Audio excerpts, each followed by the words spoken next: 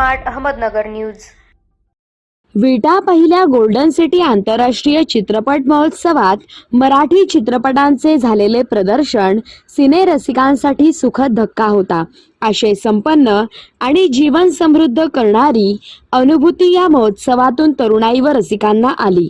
महोत्सवाच्या माध्यमातून विविध देशातील सामाजिक, राजकीय, आर्थिक आणि मानसिक स्थिती यांचा अभ्यास रसिकांना करता आला।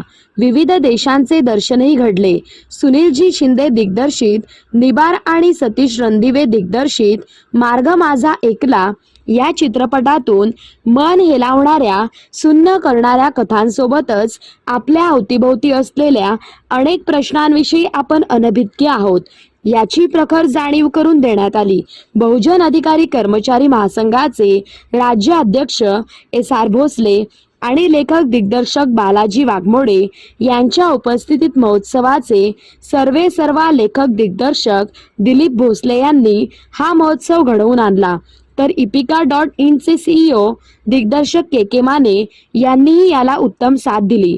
कराड प्रतिनिधी Vijay Mane. Bureau report, smart Ahmednagar news.